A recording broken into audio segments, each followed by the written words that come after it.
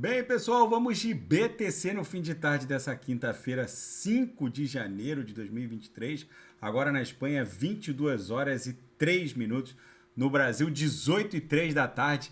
Gente, a BTC finalmente desenhou um corpo real de candle praticamente inteiro aqui para dentro da nuvem. A gente está em vias aqui de conseguir transpassar a base da nuvem. Provavelmente o candle de amanhã, sexta-feira, já vai vir com a base do corpo real já totalmente para dentro da nuvem. A nossa próxima parada agora, que a gente está superando a mediana do canal de Keltner, que se confunde com a base da nuvem, que a gente está nesse momento transpassando.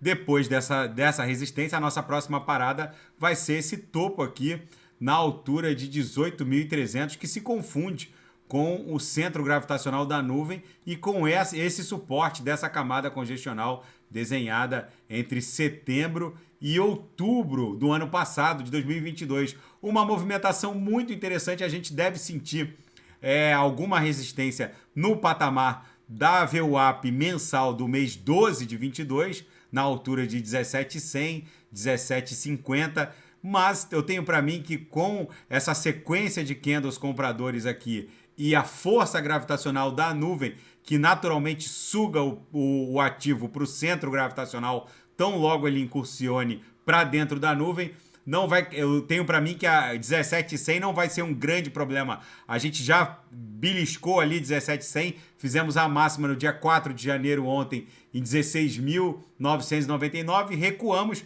porque é uma laje natural, é um patamar de resistência muito brutal, a VWAP do mês anterior, no caso do mês 12, e agora a partir da segunda tentativa fica mais factível e aí sim a gente vai voar em direção ao centro gravitacional da nuvem. No intraday a BTC foi um reloginho, hoje deu bons trades, eu ofertei mais de 5 sinais no copy trade, onde todos fecharam no lucro, e 2 ou 3 sinais na sala de sinais que também fecharam no lucro, e não deu outra, né? Batia na lower, voltava para VWAP, batia na lower, voltava para VWAP, bateu tantas vezes na lower hoje que voltou para VWAP, que eu acabei dando um monte de sinal, depois bateu na upper, voltou para VWAP, e enfim, foi lucro no bolso. Hoje foi uma festa para os assinantes. E agora na seara fática, o Barry Silbert, o cofundador da Digital Currency Group, está falido. Ele que ficou conhecido por gastar o dinheiro do Bar Mitzvah comprando BTC, o custo médio de Bitcoin em que ele embarcou no principal criptoativo do mundo cripto, o custo médio de compra dele foi entre 11 e 15 dólares, só que agora ele está falido. A Digital Currency Group está com uma dívida de mais de 2 bilhões de dólares. Tudo começou com um efeito dominó do colapso da FTX. E como eles eram o braço de stake e earn da Gemini, as dívidas com os rewards não pararam de subir e, enfim, agora o Digital Currency Group está falido com uma dívida para lá de 2 bilhões. Mesmo as 16 mil bitcoins que ele afirmava possuir não são páreo para essa dívida. Pagaria no máximo 10% da dívida. 16 mil BTCs dá mais ou menos 250 milhões de dólares. Deixa eu ver aqui, 16 mil BTCs vezes 16.800 daria 268 milhões de dólares.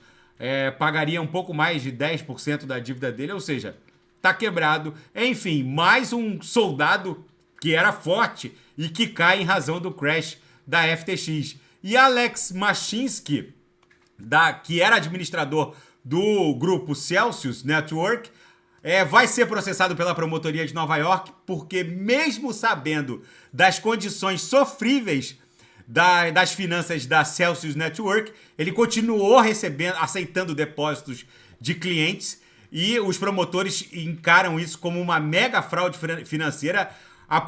Os órgãos reguladores norte-americanos não estão perdoando administradores de empreendimentos criptos que, mesmo sabendo da condição deficitária de default dos balanços, continuam aceitando depósitos. Se a corporação ficou em default, tem que tomar uma atitude imediata no sentido de não aceitar depósitos de novos clientes. Portanto, a promotoria norte-americana vai pedir aí uns 60 anos de cadeia para o Alex Mashinsky. E advogados de Sam Bankman-Fried pedem para o Tribunal de Nova York ocultar as identidades dos cofiadores da fiança de 250 milhões de dólares que permitiu que o Sam Bankman-Fried respondesse essa ação penal no conforto do seu lar, numa prisão domiciliar.